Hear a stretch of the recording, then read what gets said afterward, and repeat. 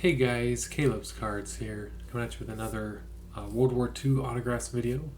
These autographs came from Scott Masters from Crestwood Preparatory College in Toronto, Canada. He wrote and interviewed a few World War II veterans and some Korean War and Vietnam War era veterans, and just asked if they'd be willing to sign some things for me. So I have three more that we can showcase here and read about their stories. So first gentleman here is Georges Brazeau, or Bracad, I'm not sure how you pronounce that. But he was born on June 12th, 1941, so he'd be a Vietnam War era veteran. In Cornwall, Ontario, his father moved the family to Valleyfield, Quebec during the war in order to work in the war industries that were booming in that city. The family relocated to Ontario later, though, and Georges grew up in Cornwall, where he decided to join the Navy in 1958. Training took place at HMCS Cornwallis, and from there he was posted to his first ship, the HMCS Swansea. Georges' service took place during the Cold War, so he's attached to NATO on many missions, including those that took place during the Suez Crisis and the Cuban Missile Crisis. As a Marine engineer, it was his responsibility to keep the ship and all its systems running. Georges served on many ships and remained in the Navy through the 1980s, at which time he transitioned to a civilian and employee of the Navy, supervising the construction and maintenance of the fleet. There he is when he was younger. You can see him. He's that one right there. And there's his signature. Next person we have here is Richard Ratcliffe. Probably Korean War era veteran here, born in 1928. In Haileybury, Ontario. After his father died in 1938, his family moved to St. Catharines, Ontario. He joined the Navy in 1945, so technically actually he got in at the end of the war when he was 17 years old.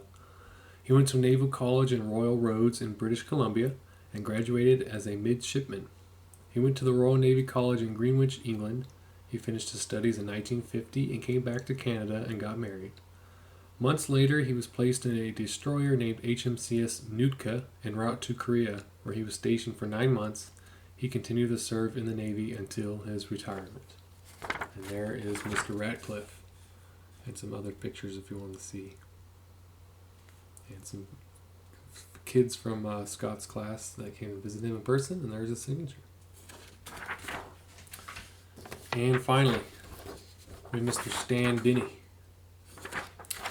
who was born in New Brunswick in 1922 near Moncton.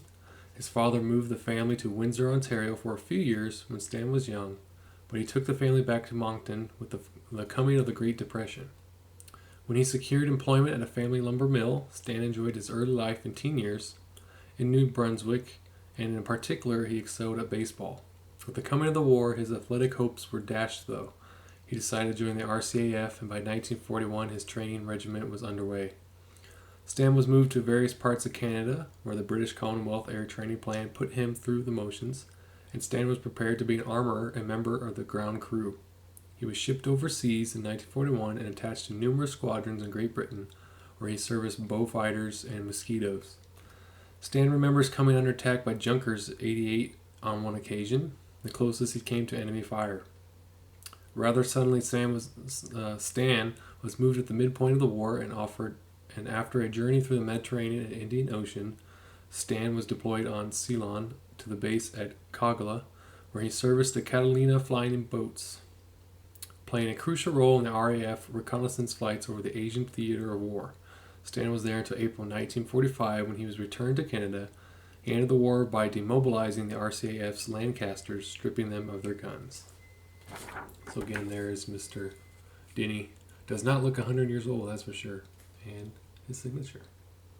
So 3 pretty cool Canadian World War II era and a Vietnam era veteran there to add to the collection. So thank you so much, Scott, for those. And thank you for taking a listen and checking out this video, listening to some of these folks' stories. We still have, I think, about 3 more episodes worth left that I can go through. So We're trying to keep up with that. As always, there will be links down below to Scott's website if you want to go check out some of his interviews, or if you just want to go check out see what it's all about. If you want to also look at the Veterans Breakfast Club and maybe join in on Zoom with us there, or Facebook Live, YouTube Live as well, or just watch some old episodes if you're not able to get to that. Should be a lot of fun. So thanks so much for watching, guys. Greatly appreciate it, and thank you to your service for these veterans, Mr. Denny, Mr. Ratcliffe, and Mr. Brazeau. Thank you for your service. Thank you for signing for me. So talk to you guys later.